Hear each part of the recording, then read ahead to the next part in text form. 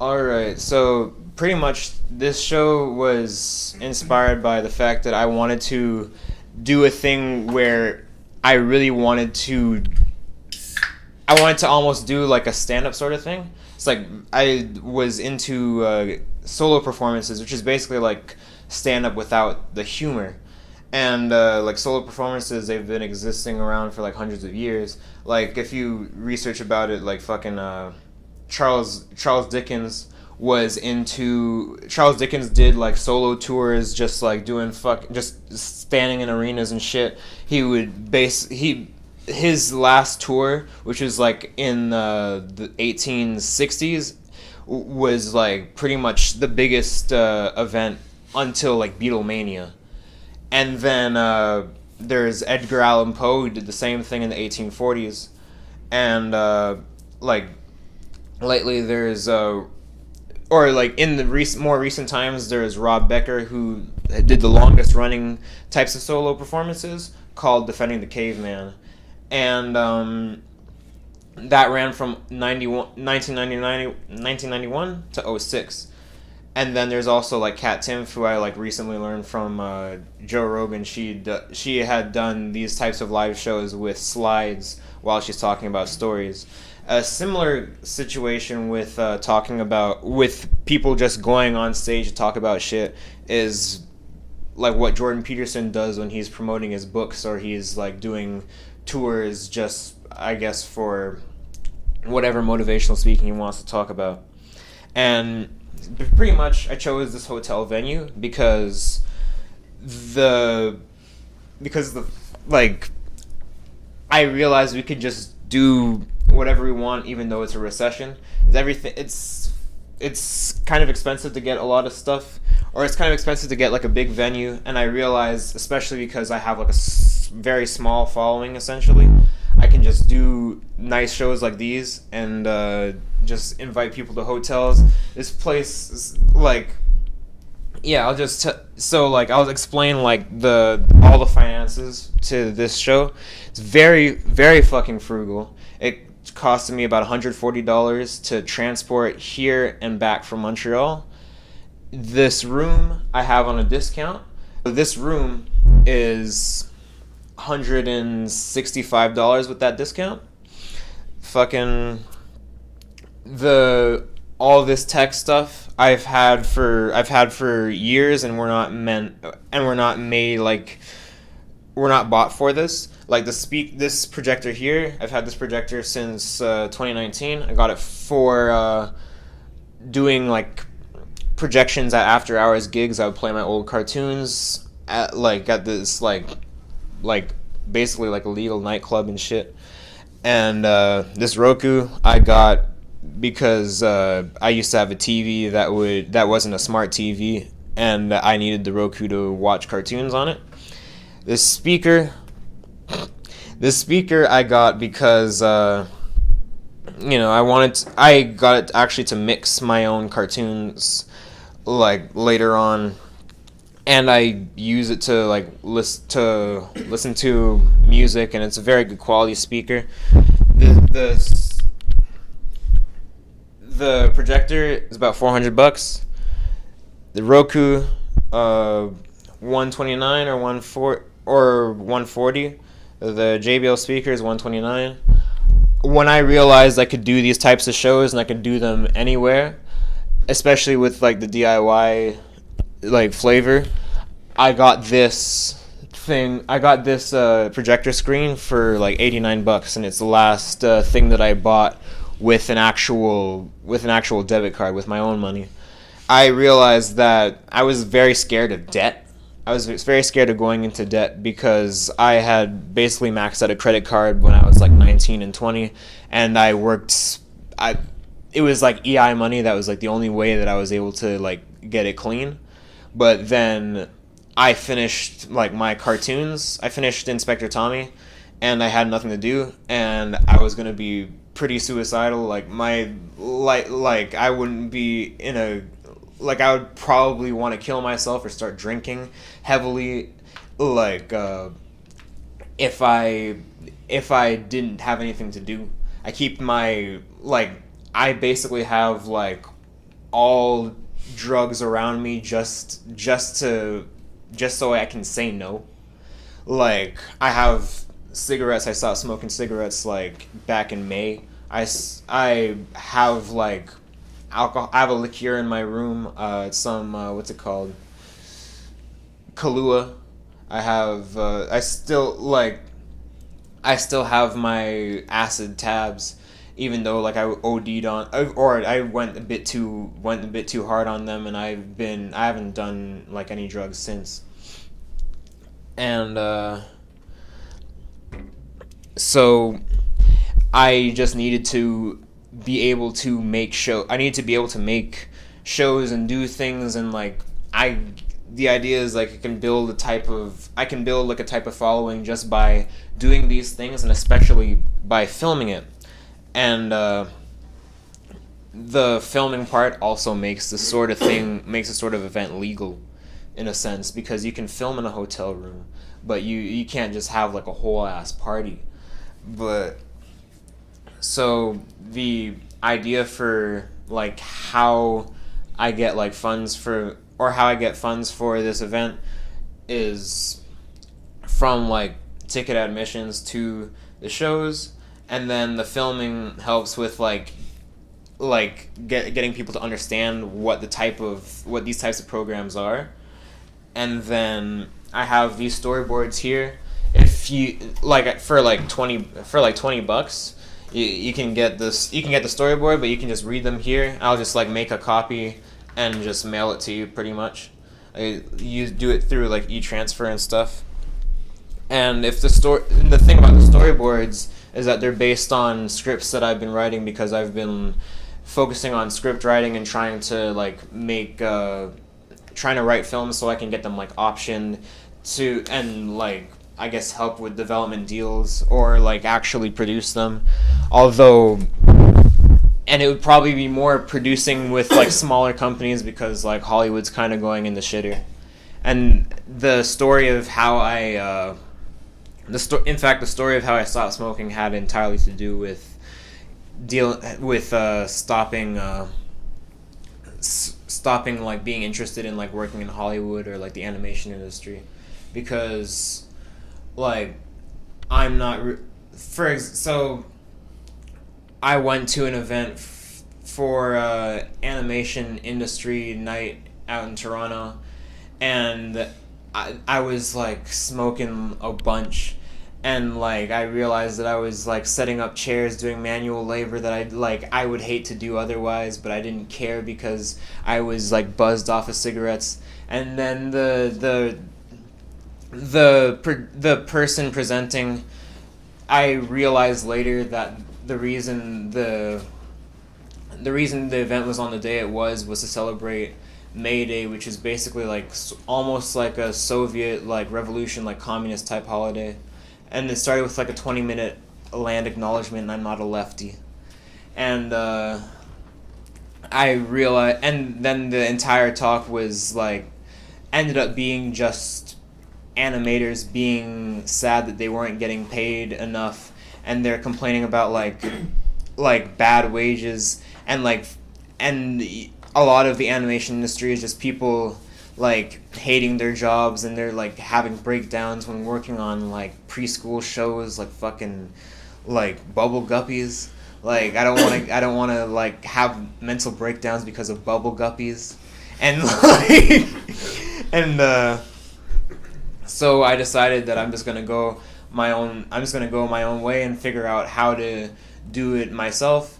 And these types of shows that I've wanted to do them for a while, because I figured that it'd be cool to do live events, and I also figured that because like of all of the skepticism between what is real and not in a photo now, because of like all of the machine learning shit, I bet that live events are probably going to be the way of the future when it comes to like actually gaining like traction, because you can't like really fake live encounter and stuff like that.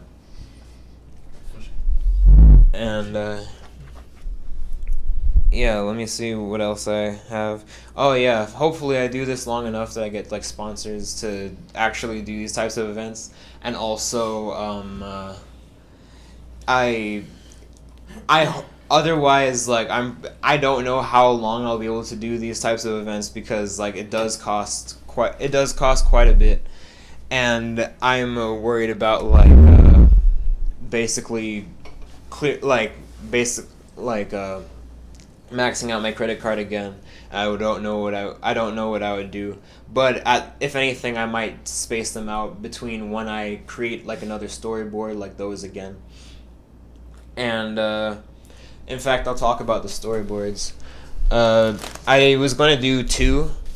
Taxi Rides was a substitute. The Taxi Ride storyboard is a substitute for the cartoon. Is a substitute for the second one because I just wasn't in the mind state to create like a storyboard for the for the for the particular script. The script is the script in question is the Derby, which is a segment in a cartoon that I'm working on called Safi and Alex, which is a 3-hour cartoon about like a poly couple who like they're it's just kind of like about them doing their thing. It's very much inspired by the film La Dolce Vita. It's supposed to be very X-rated. In fact, this Derby script is like one of the horniest things I've ever written. Like no cap. Like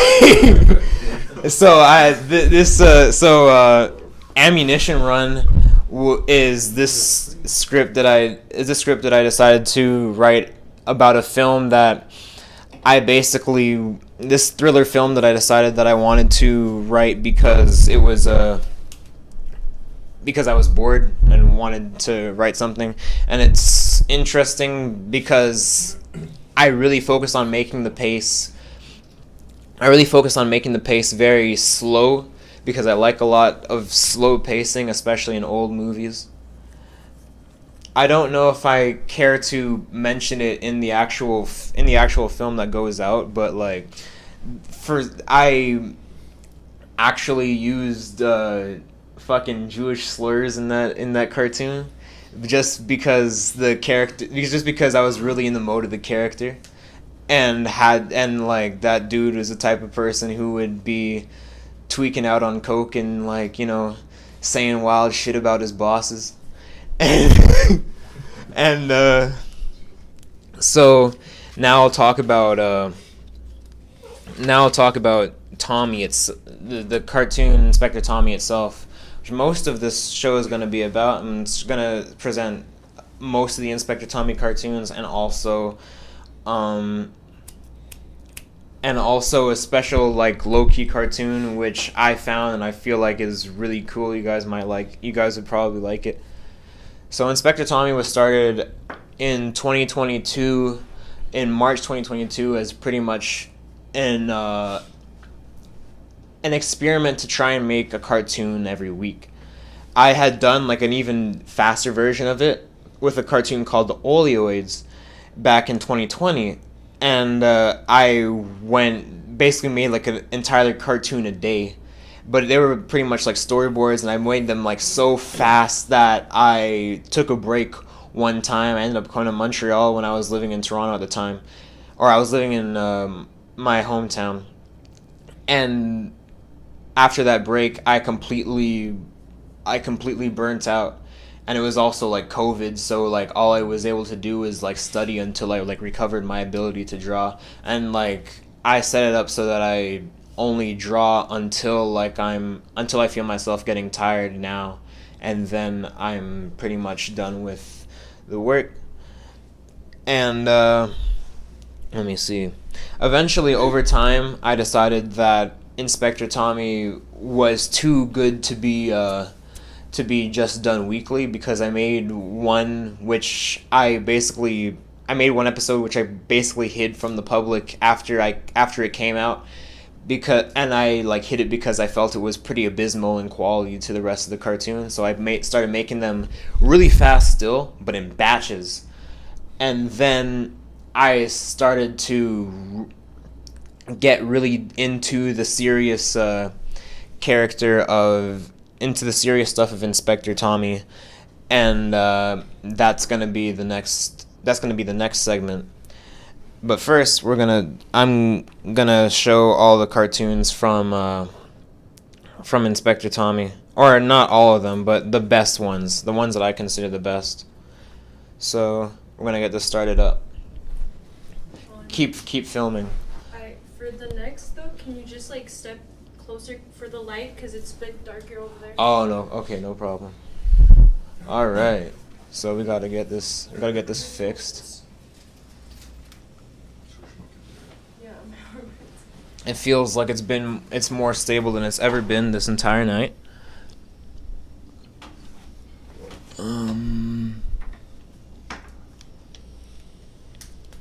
This thing lasts like 3 hours. It's nice.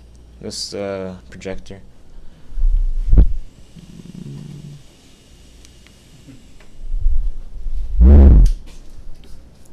Where is the remote?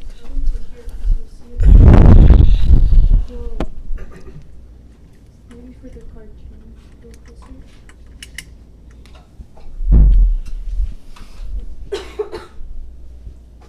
I'm scared of turning that off. Actually, that's like the only thing that's keeping the Roku on.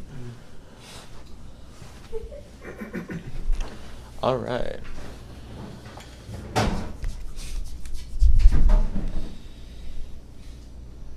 Oh, wrong button.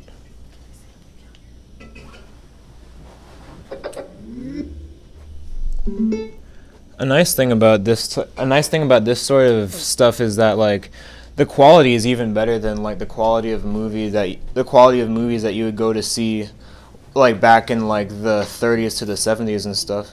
Like you would go see like stuff on like mono audio track. Like the film is like all scratchy. Like this is luckily like much clearer now. And then the music is stereo, although like it's not as well like acoustic as it could be and stuff. Should I turn off the other light? Sure, why not? Should I? Yeah. Why not? Yeah, that'd be a good idea.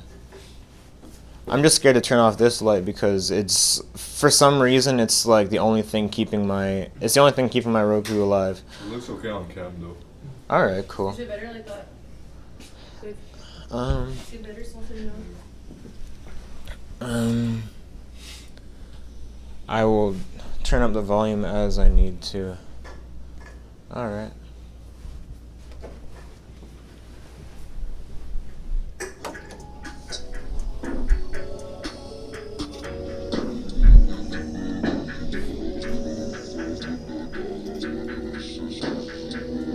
Why haven't we checked anywhere near the houses?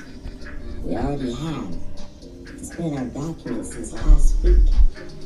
How could you forget that? And how are you arguing about him now? You were forgetful this whole trip. At least I didn't let that child die.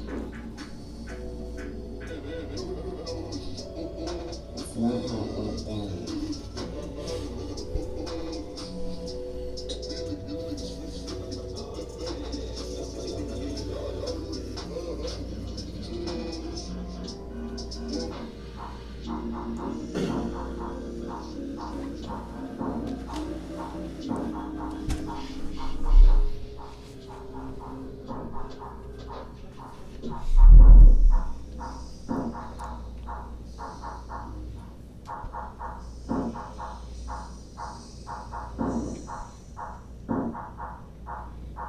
I'm going to kick you out of the agency when this is done. You don't let yourself feel discomfort, Tommy. You could have said no, but you wanted to feel the progress and you could only rise up.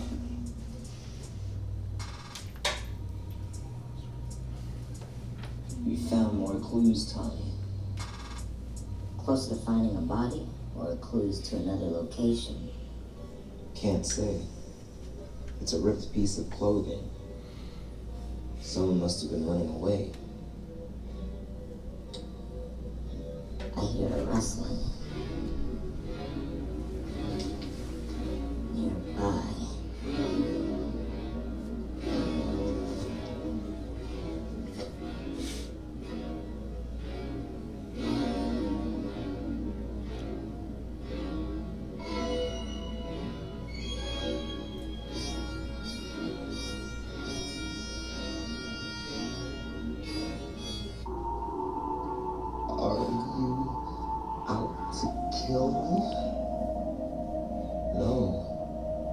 Your family asked us to search for you. They're out to kill me too. For being a nuisance. No. They were concerned for your safety. They love you and want you back. And they hired me to do it in a clandestine manner. So that the people trying to hurt you don't find you. They know my family never loved me. They never knew how. Doesn't it matter that they're trying? Now let's help you out.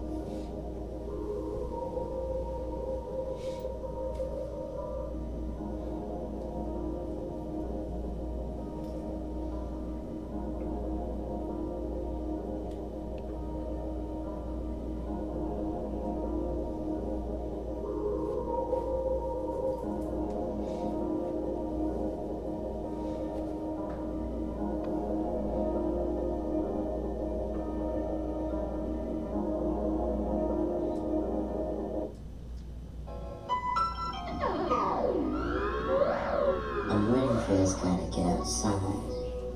Then we can hit him. Ready?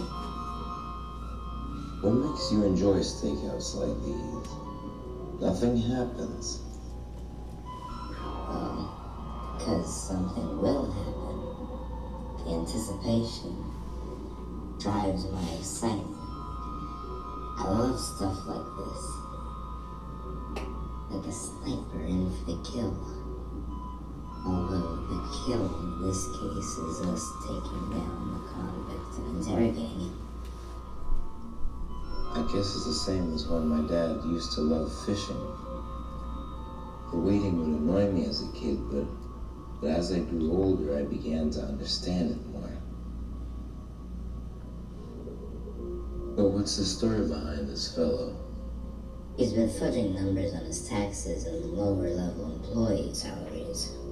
A competitor company asked us to investigate him to put him out of business. We collected all the offending documents and now we're going to confront him about it.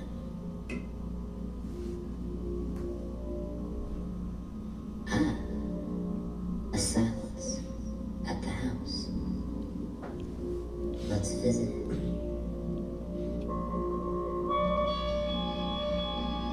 What is this? Some damn Girl Scouts in the boonies?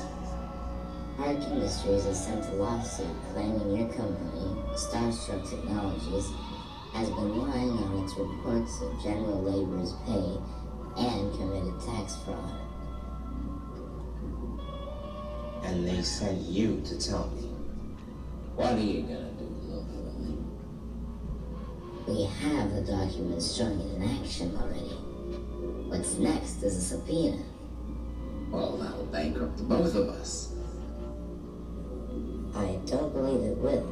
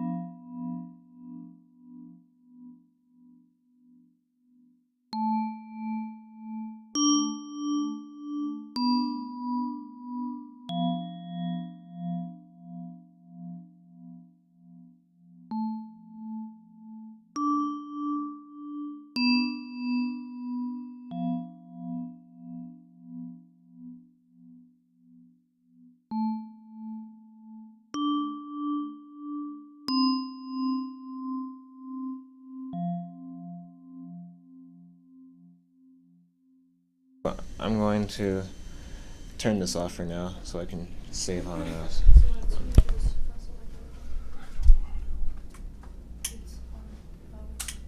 I wanted to see Tommy spin back, you know? All that rage, I was like, damn, that sounds metal. Yeah. So, like, one thing I noticed between, like, the first set of Tommy cartoons and the second is that I rely on text a lot for early parts of the plot. It's sort of inspired by, like, plays, especially because a lot of plays would be set up where a lot of the text is in the script itself, or a lot of the story progression is in the script itself, instead of like the actual action, and the action is just dialogue, where like I can just do simple like drawings that explain like the emotions pretty well. But over time I started adding more and more like actual plot into the stories, and that evolves to basically the second batch of Tommy cartoons, which is I sort of like have them in my mind as being called Tommy 2. Pretty much, I ran out of, I think, the last cartoon, which was called The Shooting and the Aftermath, which were the last cartoons, or was the second last. It was the second last cartoon. It was the second last cartoon that I conceived with Inspector Tommy. The last cartoon is the first cartoon in the Tommy 2 batch, which is called Psychic Terrorists. Now, both The Shooting and the Aftermath and Psychic Terrorists and the plot involving Ken, they were all made, they were all designed, or they were all written around the time that I was tired of, I got very fatigued. I got very fatigued with what's it called?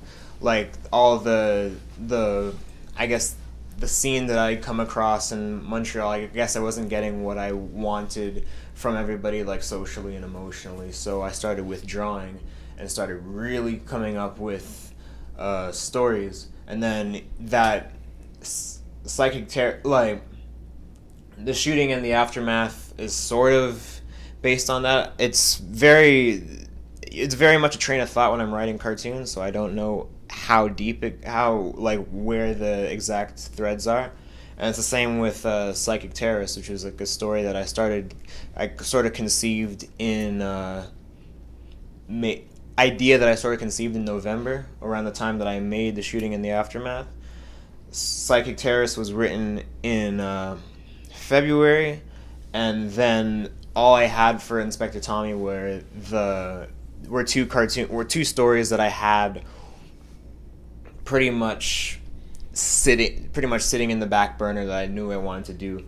One was Proxy, which was pretty much the emotional climax, or the sort of climax to all of the ideas in Inspector Tommy, where pretty much she's this kid detective who's getting better at her craft, and people start noticing that she's doing well, and she's like happy with her cases and stuff like that. And she has to deal with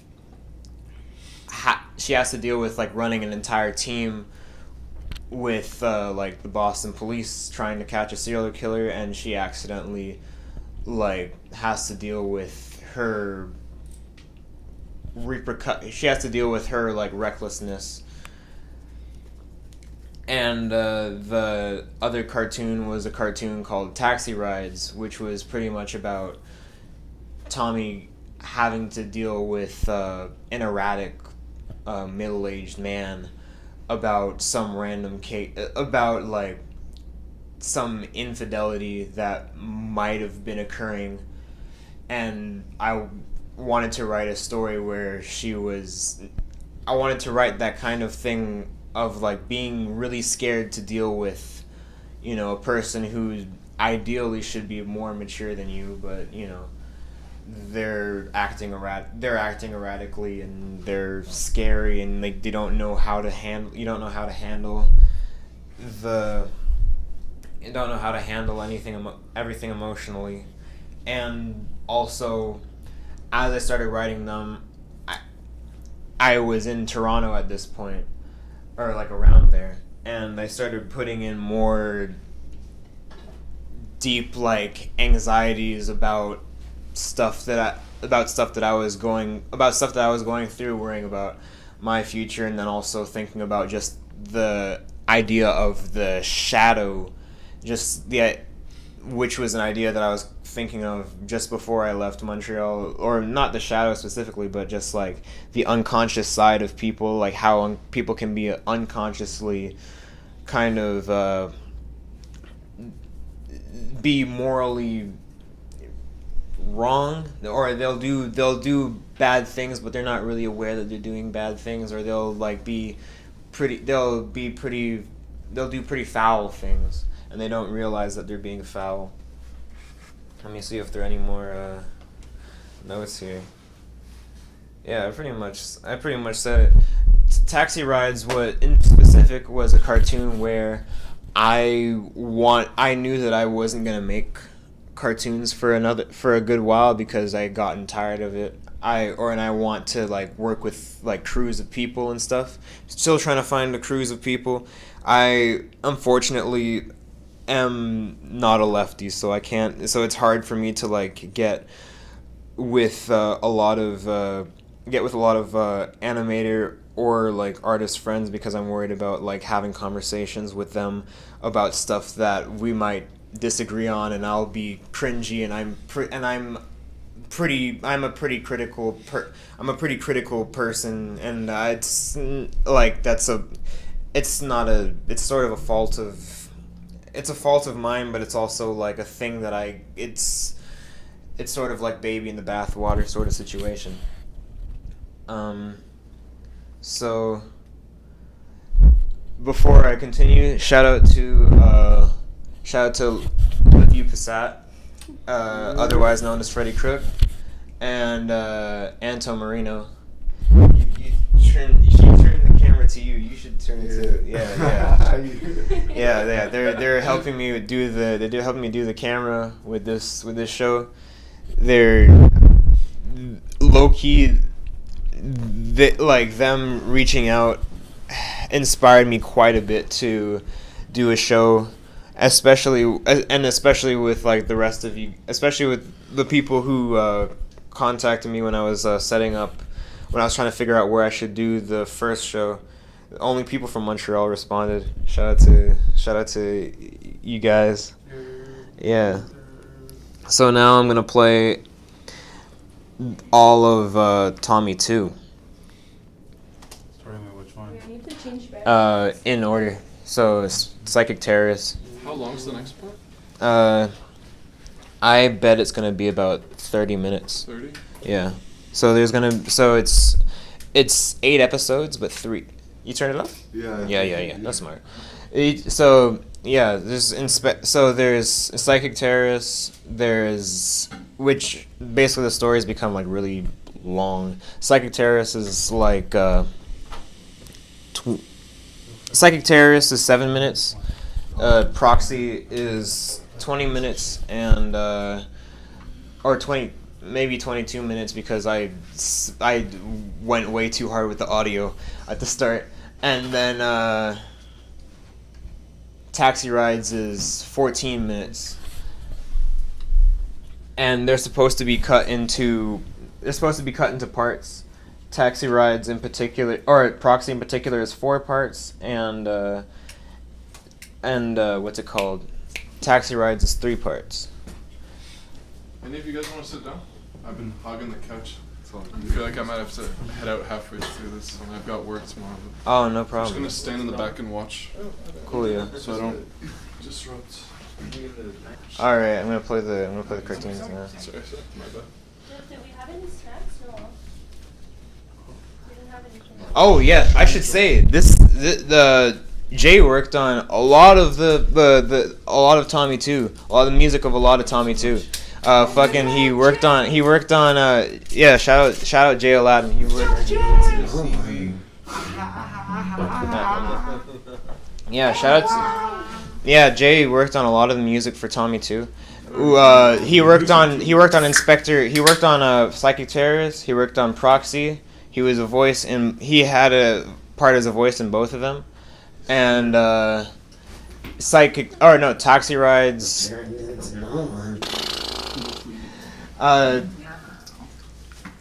I see what I did wrong. Yeah, Taxi Rides is the music is me. The music is mostly me, and what's it called? There's a friend who didn't want to be credited. A friend who didn't want to be credited. They did the voice. Yeah, a friend who didn't want to be credited. She did the voice for the thing, and actually the apartment where I used to work in, or where I used to live in Toronto, my first apartment, it turned into. It turned into a it ended up turning into a recording studio in Toronto. All right, we're gonna start the show now.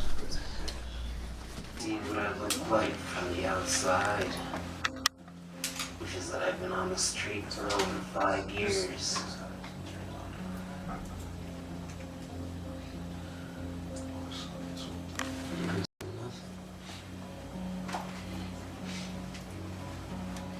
We have to catch them and avoid getting caught by them as well. Do we have any idea of where the terrorists will strike next?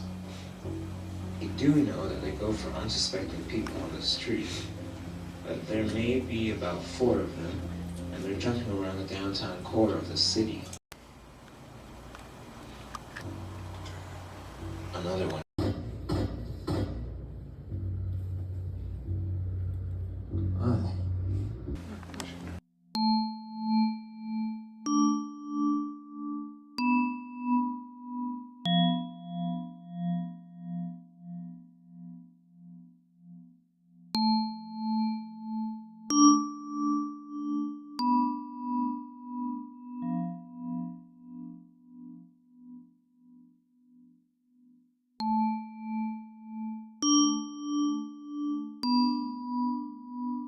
Skills that other people don't possess, and have decided to use them to help people solve the issues brought to us upon request. As our skills are suitable to help, really, but you want to solve it. We had to continue to work on it. It's just that I never realized the capacity of the danger that I can put people in as a leader. Can you bring yourself to continue solving this case? Oh yeah, it's better than most cartoons. Like most cartoons, it's the same thing.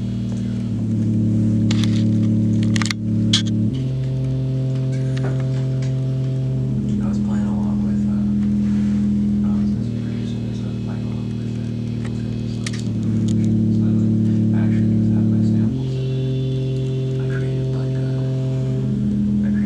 vibraphone sample and I created like a heart sample. Jamie, I can't find whatever he's looking for. He expects me to have information I don't have and it's freaking me out. What are you scared of? Frankly, that he might kill me. Why'd you take this case then? It was a lot of money. And the idea of being on an adventure after somebody was so interesting to me.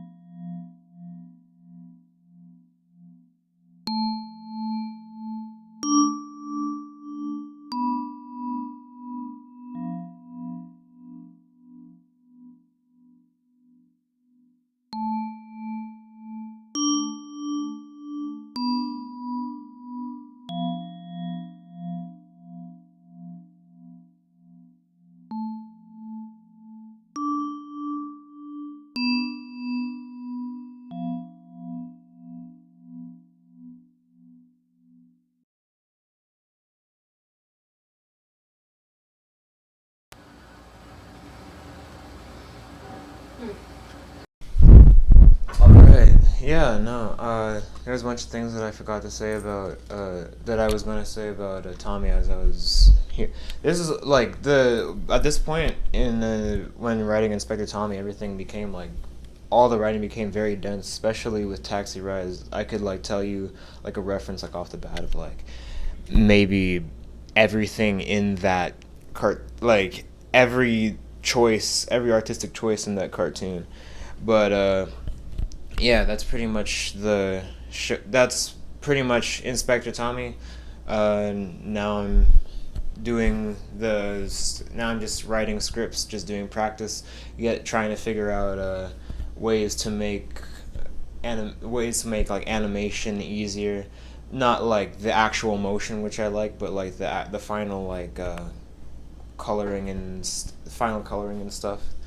But that's not why this segment of talking about stuff is here.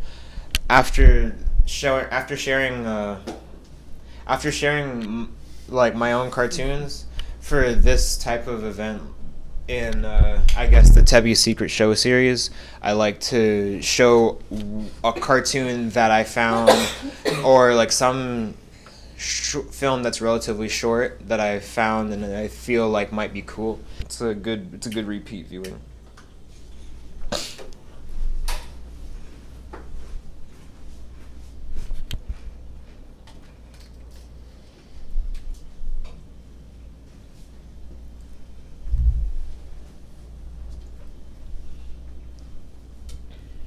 I forgot I gave like a 20-second break between segments. Yeah. That way it doesn't look, I'm playing off record. Gives you time to talk too. See something crazy. Oh boy. These niggers are gonna get it. Oh my god. Yo. Thank you. Hattie does not know how much I love the word nigger. It's very funny. Cam, boy. I got that shit on camera 4K, bro. Oh, this here starts. Present. Oh, I don't know. The other one? She was interviewing. She was interviewing for like the Olympics back in like 16 or something. Right. And whoa, when I thought that was me, I was actually just scared. I was shaking because I was like, when did I do this? Like, I forgot. You were blacked out and went and whole shit. Like, yeah, I was like so scared. I was like, whoa. It took me a minute to be like. Yo, this for the bloopers, bro. Fucking. I give this event 26 billion out of 10, bro. Hey, thank you. This was crazy, bro. You turned that into money, huh? Yeah. Yo, soon come, bro.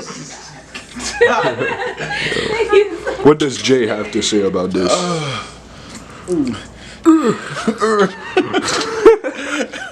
Oh, to someone mine. Yeah, I was about to say that. Oh, to someone mine. Oh, to someone mine. For real, bro. Yeah. But yo, good stuff. I always loved the Tebbie Lou cartoons. Don't zoom in on me. No, sorry. I always loved the Tebbie Lou cartoons and the overtones and everything, and like see epic things for it. Really, Thank you. On some niche shit, on some but huge, you know what I mean? Yeah, no, I feel. Well, stand-up comedian. I love stand-up comedians. I'm gonna be like them. That's my vibe. Moral of the story is, if you want to watch cartoons, watch Vaughn's, not us. That's it. Whoa, watch out, there's no cut. Oh, I didn't realize. It's okay. Yo, put it back. My fault. I thought this I was ready. Alright. I'm gonna put this. Yeah, he's a fire, man. Yeah. What's the new cartoon? This is a nice Are you show. working on anything else right now? I don't know. Oh, funny enough, I didn't record the round of applause. Good job. Ha ha ha. Oh, y'all wanted to do it again. All right, thanks. Hello. Ha ha ha ha. Thank you. Yeah, yo. That's a cool one.